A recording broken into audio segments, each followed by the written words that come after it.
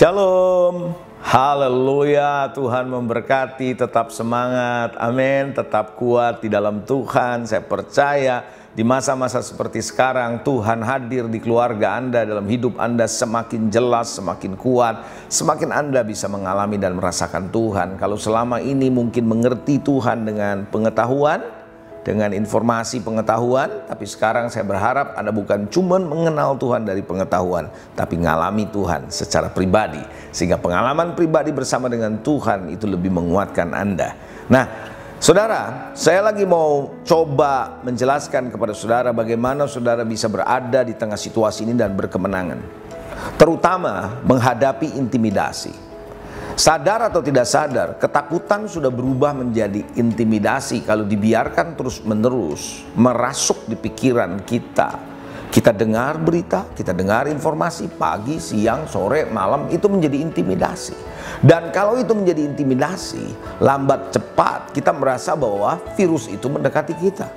Sehingga tanpa sadar kita bisa merasa virus itu sudah kena sama kita.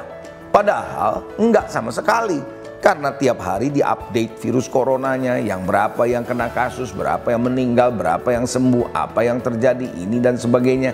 Dan seterusnya membuat kita jadi bingung, dan intimidasi ini menghancurkan kehidupan kita. Saya jadi teringat sebuah kisah bagaimana Daud waktu berhadapan dengan Goliat. Goliat berhadapan dengan bangsa Israel sebelum Daud datang.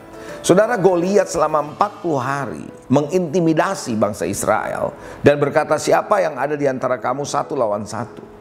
Bayangkan saudara, saya mau ajak saudara melihat 1 Samuel 17 ayat 10 dan 11, lalu kemudian ayat 16 ya. 1 Samuel 17 ayat 10 dan 11 begini. Pula kata orang Filistin, aku menantang hari ini barisan Israel. Berikanlah kepadaku seorang supaya kami berperang seorang lawan seorang.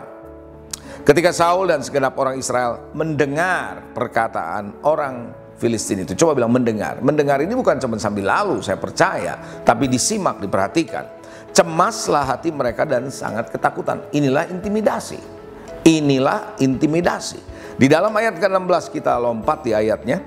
Orang Filistin maju mendekat pada hari, pagi hari dan petang hari. Demikian ia tampil ke depan 40 hari lamanya. 40 hari saudara terus mengintimidasi. Nah, virus corona beritanya sudah lama ini saudara. Dan ini akan bisa menjadi pagi, siang, sore terus, bahkan tiap saat, tiap detik bisa ada di Anda punya gadget. Dan tanpa disadari ini menjadi intimidasi yang menakutkan. Belum lagi video, belum lagi narasi. Yang sering saya katakan narasi itu ditulis dengan ada spirit ketakutan, mengintimidasi loh lama-lama. Dan tanpa disadari saudara, akhirnya kita jadi panik. Dan kalau sudah panik, kita merasa bahwa virus itu mendekati dan kena sama kita. Walaupun sebenarnya kita nggak kenapa-napa saudara. Bisa tiba-tiba merasa sesak nafas sendiri. Bisa tiba-tiba rasanya kayaknya nggak enak nih, flu nih bahaya dan seterusnya. Padahal enggak. Why? Itu adalah intimidasi. Itu yang musuh mau. Itu yang dunia mau. Itu yang wabah ini kepengen umat Tuhan ngalamin intimidasi. Nah saudara yang dikasihi, saya mengajak Anda bahwa setan itu datang mencuri, membunuh, dan membinasakan. Ingat baik-baik, tapi Tuhan datang untuk memberikan apa? Hidup, dan hidup yang berkelimpahan. Jadi Bapak Ibu Saudara, mari, bagaimana caranya Anda bisa overcome atau menang atas intimidasi ini? Kita perlu merenung sejenak. Anda siap? Saya mau ajak saudara coba renungkan baik-baik, oke? Anda percaya nggak kalau roh yang di dalam diri Anda dan saya itu lebih besar daripada dunia ini? Ya jelas, 1 Yohanes berkata demikian, Yohanes 1 Yohanes 4 ayat 4. Bahwa dia atau roh yang dalam diri kita lebih besar daripada dalam dunia ini. Artinya Jesus inside me, Yesus yang ada dalam diri saudara itu lebih dahsyat daripada dunia ini. Yang Anda kalau setuju boleh katakan amin dong. Nah, oleh karena itu nggak ada satu intimidasi yang bisa mengalahkan kita. Bahkan Paulus berkata, kalau Kristus di pihak kita, siapa lawan kita? Nggak ada. Nah saudara, yang kedua kita harus menyadari saudara bahwa kita diberi kuasa. Kita diberi kuasa yang pernah diberikan oleh Tuhan kepada Adam, yang pernah direbut oleh setan karena Adam menyerahkannya kepada setan. Dan Tuhan mengambil itu kuasa kembali. Dan ketika roh Allah dicurahkan, Tuhan bilang, aku akan kembalikan kuasa itu kepadamu. Kisah 1 ayat 8. Saudara yang dikasihi, saya percaya bahwa ketika Roh Kudus dicurahkan, kita menerima kuasa. Kuasa itu dikembalikan kepada kita. Nah yang ketiga, kita mesti menyadari bahwa kita harus belajar bahwa perlindungan Tuhan selalu ada menyertai kita sampai akhir zaman. Renungkan baik-baik apa yang menjadi kebaikan Tuhan selama ini dalam hidupmu, hidupku.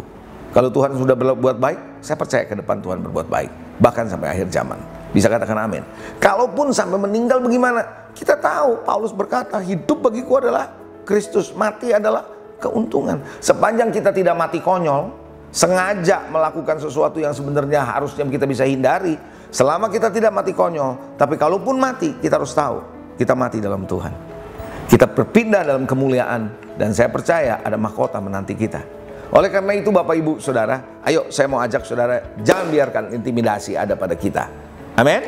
Kita tetap kuat. Haleluya. Mari kita berdoa. Saya mau ajak saudara berdoa.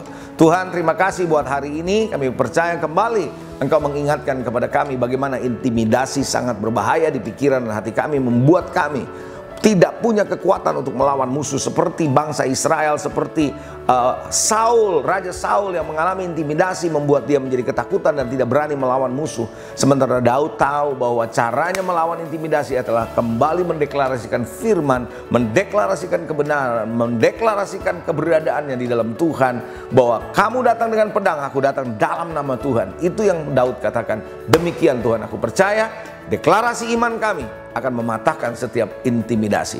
Aku percaya, aku sudah diberkati. Aku percaya kuasa Tuhan menyertai kami. In Jesus' name, amen. God bless you.